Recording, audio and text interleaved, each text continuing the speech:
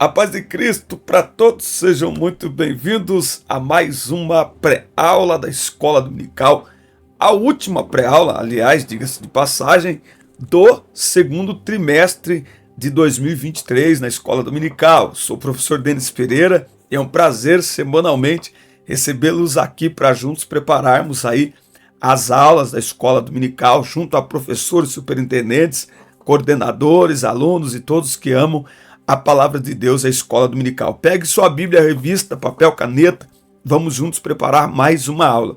Se você não está inscrito no canal ainda, inscreva-se, ative as notificações, dá like no vídeo e deixe o seu comentário, que é muito importante para nós. Na descrição dos vídeos temos links para grupos de professores no WhatsApp, professores por todo o Brasil e no exterior também nos acompanham. Muito obrigado pela vossa audiência. Eu falo daqui de Campinas, estado de São Paulo. Também na descrição tem todas as minhas redes sociais.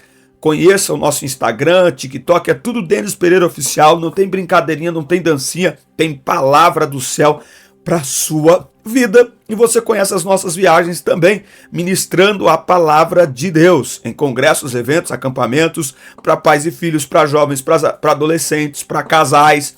Enfim, é sempre um prazer servir os irmãos. Nos próximos dias lançarei um treinamento, na verdade 2 em 1, porque teremos uma parte para líderes e uma parte para professores da IBD. Afinal de contas, boa parte de quem dá aula também lidera, tá certo? Com isso, eu estarei distribuindo aos irmãos e vocês estarão me ajudando a manter este conteúdo por aqui, tá certo? Vamos juntos? Pega aí a sua revista e vamos preparar mais esta aula da Escola Dominical. Bom, quero parabenizar você que chegou até aqui, não é verdade? Mais um trimestre encerrado, mais um trimestre que Deus nos deu vitória. O novo está chegando aí.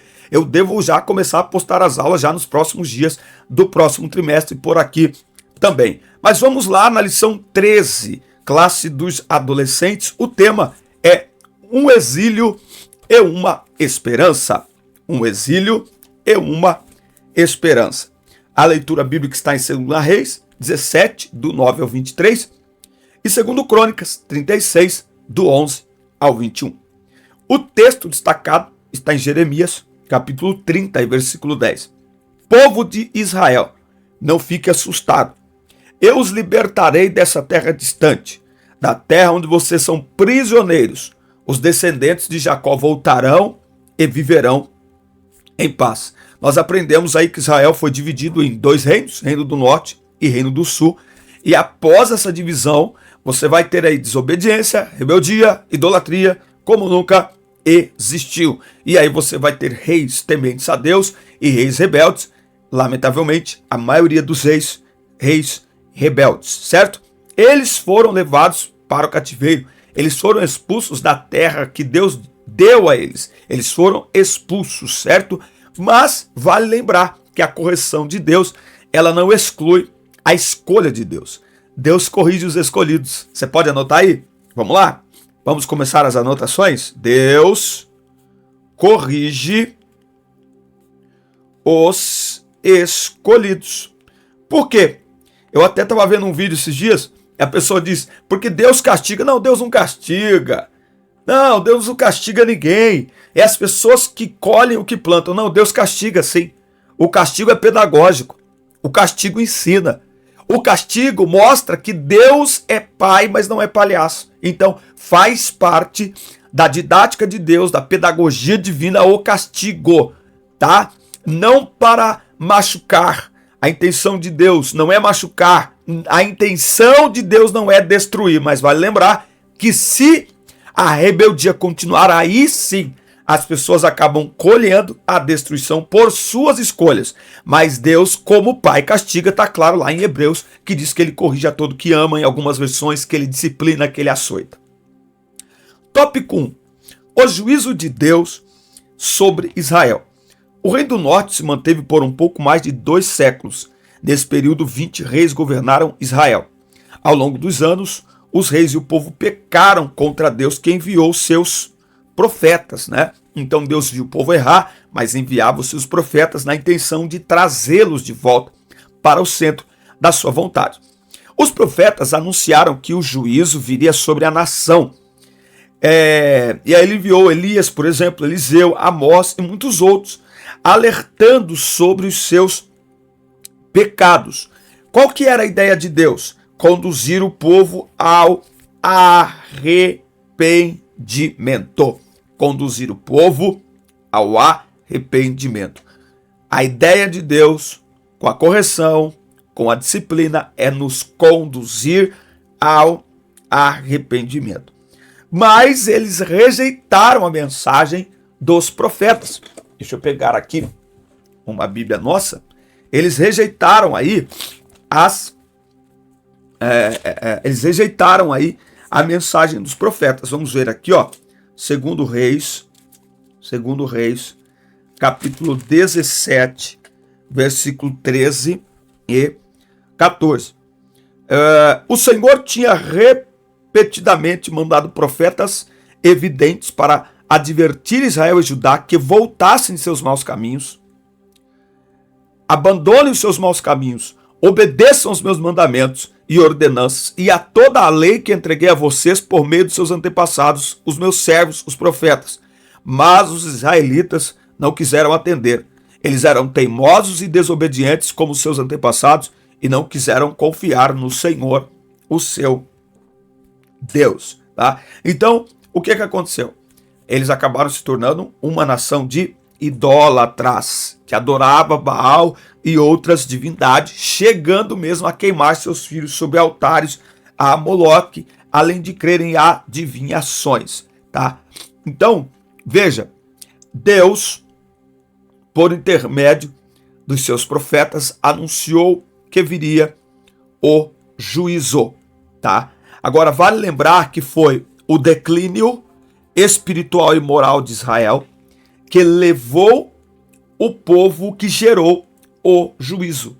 Deus levantou a Síria para punir Israel pelos seus pecados. Tá? Eles foram então atacados pela Síria e levados cativos, e aqueles que tinham terra própria agora tiveram que pagar tributos, perderam autonomia e liberdade quando se tornaram cativeiros, né, na Síria, colhendo dor, sofrimento, perdas, mortes e consciência de pecado, tá? Então, o juízo de Deus, ele chega quando o seu chamado, a misericórdia, o seu chamado ao arrependimento, ele é recusado. Não quer colher o juízo de Deus? Então, renda-se a Deus, renda-se à vontade de Deus. Até o juízo de Deus é um ato do amor de Deus. Por quê? Porque o juízo, o castigo, ele é pedagógico. Ele tem a intenção e ele tem o poder de despertar a consciência das pessoas do quanto a vida que estão vivendo, que está atraindo o juízo de Deus, é perigosa e desagrada a Deus, né? Agora, existem pessoas que quando são disciplinados, se arrependem, confessam. Outros se rebelam ainda mais. Que Deus nos guarde. O juízo de Deus é um chamado ao arrependimento. Vamos escrever? Anote aí. O juízo de Deus é um, vamos lá, chamado ao arrependimento. A intenção de Deus com o juízo, novamente, não é nos destruir, é nos restaurar. Que isso? Que isso? Aleluia! Vamos lá? Vamos anotar? Mais uma aí, vamos lá? A intenção de Deus. A intenção de Deus com o juízo não é destruir, mas sim restaurar os arrependidos. Porque a intenção de Deus é restaurar, mas restaurar quem? Os arrependidos. Aqueles que através do juízo reconhecem que estão errados. Aqueles que através do juízo reconhecem que estão em pecado. Tá? Mas cuidado, tem pessoas que quando são exercitadas pelo juízo de Deus se rebelam ainda mais. Quem quando é exercitado pelos judeus, se rebela ainda mais, vai colher mais juízo e vai acabar se autodestruindo, certo? Agora, aqueles que se rendem, que se arrependem, aí alcançam a misericórdia de Deus. Amém? Aleluia! Aula linda, hein? O juízo de Deus sobre Judá é o título aqui do segundo tópico. Se você não se inscreveu ainda, inscreva-se, ative as notificações, deixe aí o seu comentário, fale para nós se de alguma maneira o meu trabalho aqui ele tem ajudado você, fale para nós de onde você nos assiste e pega o link e compartilha com todo mundo as nossas aulas, tá bom? Olha só, o juízo de Deus sobre Judá. A queda de Samaria, ou seja, o cativeiro de Israel, ocorreu durante o 6º ano de reinado de Ezequias em Judá. Após esse advento, em Judá, ainda governaram 7 reis em um intervalo de pouco mais de 100 anos. Durante esse período, o povo de Judá também abandonou o Senhor, praticou idolatria, profanou o culto e desobedeceu os seus mandamentos. Olha só, abandonou o Senhor, praticou idolatria, profanou o culto e desobedeceu os mandamentos. Porque não tem como. Abandonou o Senhor, é só ladeira abaixo. Abandonou Deus, é só ladeira abaixo. Tá? O juízo de Deus sobre seus irmãos não despertou nos hebreus do sul o arrependimento, exceto durante o governo dos reis que decidiram instruir o povo no caminho justo, como é o caso de Ezequias, de Josias, de Asa, né? Mas o povo em si, ao ver os seus irmãos do sul sendo repreendidos, castigados pelo Senhor, isso não despertou a consciência de que eles deveriam mudar.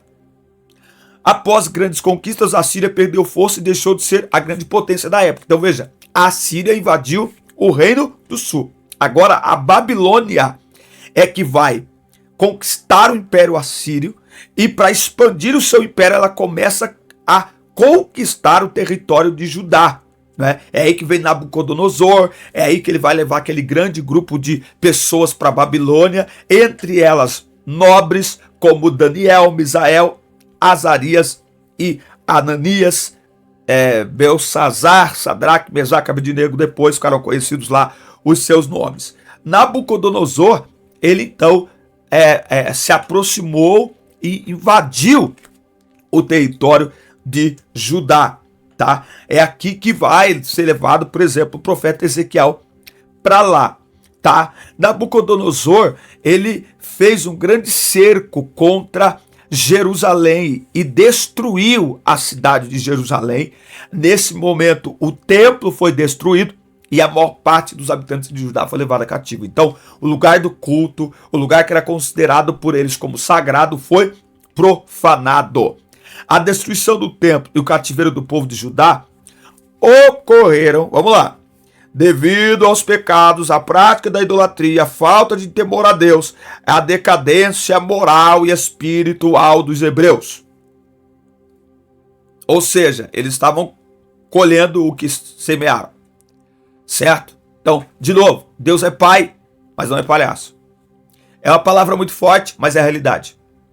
Ok? Então, o Deus de amor, amor não é o igual a aceitação. Essa geração, muitos estão querendo ser aceitos. Ao invés de assumir as consequências dos seus erros, eles estão lutando para serem aceitos e querem enfiar goela abaixo a aceitação.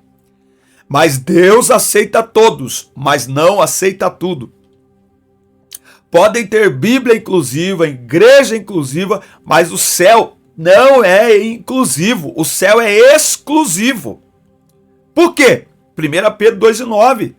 Nação santa, povo de propriedade exclusiva de Deus. O céu não é inclusivo, como a agenda progressista quer fazer as pessoas achar que é. Não! De novo, pode ter Bíblia inclusiva, culto inclusivo, igreja inclusiva, mas o céu não é inclusivo. Segui a paz com todos e a santificação, sem a qual ninguém verá o Senhor. Veja que isso aponta para o tempo que nós estamos vivendo. Ou seja, a rebeldia, o abandono a Deus, a falta de temor a Deus, ela atrai o juízo de Deus. A rendição, a entrega, a renúncia a si mesmo para viver de acordo com a vontade de Deus atrai o amor de Deus. Então Deus ama a todos, mas não ama tudo. Aceita todos, mas não aceita tudo. O céu não é inclusivo. Pode ter igreja inclusiva, pregação inclusiva, culto inclusivo, o que você quiser. Bíblia inclusiva. Mas o céu é exclusivo e para os exclusivos. Por isso que nós somos chamados para fazer diferença. Sal da terra e luz do mundo. As pessoas estão confundindo com religiosidade hoje. Falar em santidade. Você está sendo religioso. Esses dias eu falei para uma pessoa, mas isso não é muita religiosidade? Eu falei, está faltando em nós. Nós estamos precisando um pouquinho de mais religiosidade. A gente abandonou certos princípios. A gente foi muito longe. Viu? Então, para você atuar num time de futebol, no clube, no que for, tem regras, tem limites. O evangelho também. O evangelho não é essa porta larga que estão pintando aí, não. Tá? Muito bem. Então, o juízo de Deus trouxe grande tristeza sobre o povo, que sofreu profundamente nas mãos de nações inimigas. A devastação gerada em Jerusalém está registrada em detalhes no livro de Lamentações, escrito pelo profeta Jeremias. Então, o juízo ele traz consequências. Agora lembra que esse povo não se arrependia. Quando você lê o livro de Jeremias, o que Deus diz para Jeremias? Você vai profetizar para eles, mas eles são casa rebelde. Casa rebelde. Então a rebeldia é complicado, dureza de coração, falta de sensibilidade à voz de Deus. Eita glória! Então não quer colher o juízo de Deus? Renda-se a ele. Não quer ser castigado por Deus? Obedeça a sua palavra. E ao invés de castigo, vai colher misericórdia e graça. Eita glória!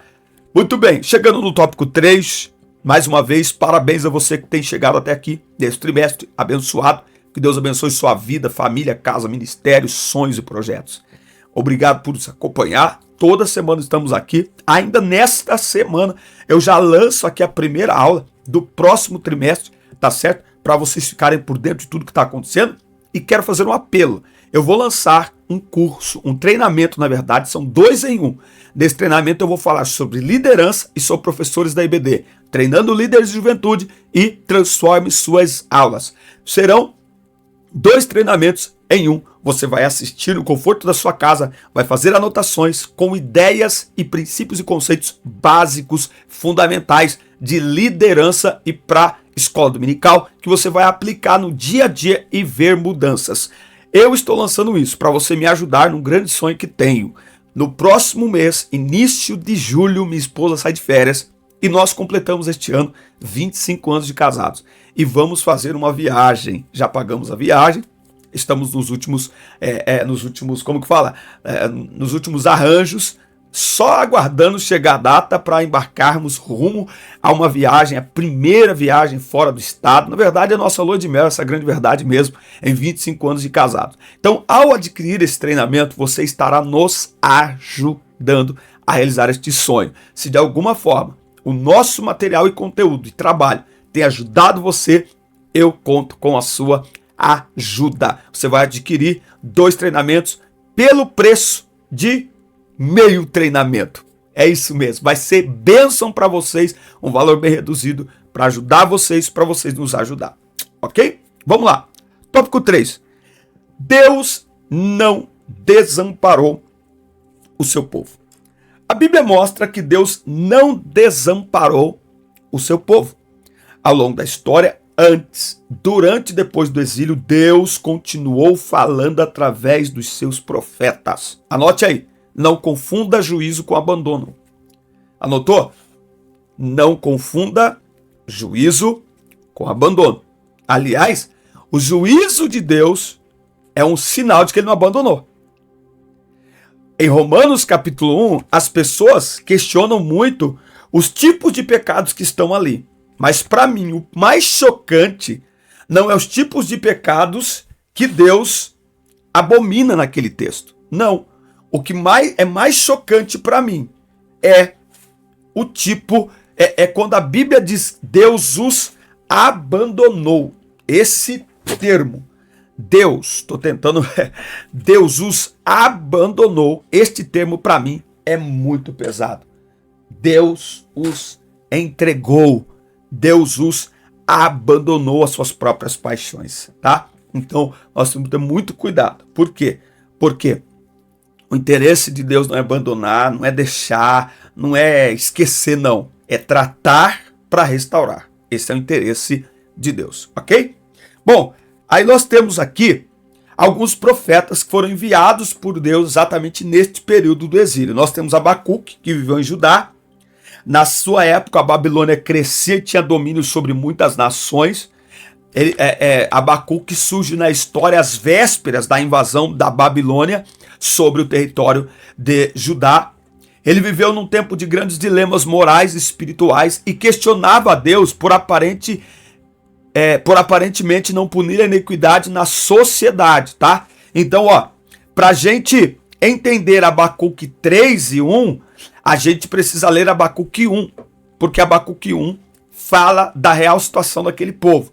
Inclusive, é muito interessante ler Abacuque 1, porque em Abacuque 1 a gente faz um paralelo com a situação do mundo hoje, com a situação do Brasil hoje.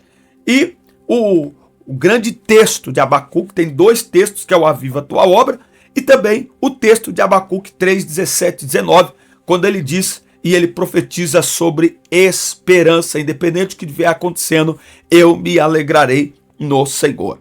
O outro profeta desse tempo é Jeremias, que era filho de sacerdote, mas Deus o chamou para ser profeta desde o ventre. Como assim? O sacerdócio, ele era passado de pai para filho. Eles pertenciam a uma tribo de sacerdotes. Então os pais eram sacerdotes, os filhos nasciam. Ou seja, na história de Jeremias, tudo indicava que ele seria um sacerdote. Acontece que antes de nascer, Deus o escolheu para ser profeta. E Jeremias, ele é um profeta que ele enfrentou muitas dificuldades. Por quê? Ele foi proibido de se casar e ter filhos, foi lançado no poço, lutou contra falsos profetas, foi desacreditado, ameaçado de morte, viu fome, luto, miséria, guerra e a destruição do povo hebreu. E ele assistiu a cidade de Jerusalém, a cidade santa, a ser queimada. Jeremias anunciou diversas vezes ali a destruição de Jerusalém, mas falsos profetas atrapalharam. Lamentavelmente, até hoje, o povo tem mais facilidade em escutar e aceitar os falsos profetas do que os profetas verdadeiros. Ainda hoje, há mais popularidade e visibilidade para os falsos profetas.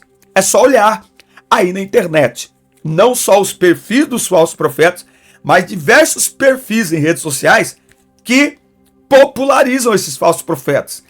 Mesmo em tom de deboche, mesmo para desacreditá-los, mas acaba popularizando estes, dando ibope para estes, né? Que o sangue de Jesus possa nos cobrir os nossos ouvidos, tá certo? Aliás, eu particularmente não confio em profeta de internet, principalmente quando é um grupo falando todos a mesma coisa, falando todos o que as pessoas querem ouvir. Eu não. Você escutou alguma profecia sobre o Brasil no ano de 2022? Nenhuma. As pessoas falavam para mim, rapaz, você viu que tal profetizou? Você viu que profetizou? Você viu que tal? Nenhuma. Porque quando eu escutar, todos estavam profetizando a mesma coisa. Não funciona assim. Outra coisa. Profetas que só profetizam coisas boas. Como se a igreja estivesse, sabe assim, não tivesse nada para ser corrigido. Né? Nós estamos melhores do que as igrejas do Apocalipse. Né? Melhores, não há nada para ser corrigido, não há nenhuma fragilidade em nós, não. É só tudo na mesma direção. Então, eu prefiro não escutar. Então, é preciso ter muito cuidado com os falsos profetas. E o outro profeta desse tempo é o profeta Ezequiel.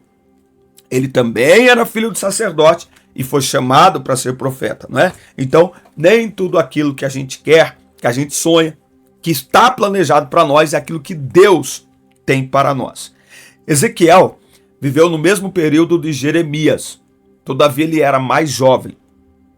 Ele foi levado prisioneiro pela Babilônia e passou a viver às margens do rio Quebar, e foi lá que ele teve visões maravilhosas e viu a glória de Deus. Lá, Ezequiel profetizou o juízo para as nações ímpias e a esperança de Judá, porque as nações que Deus permitiu e usou para disciplinar Israel, estas nações não ficaram impunes. Deus tratou também com elas.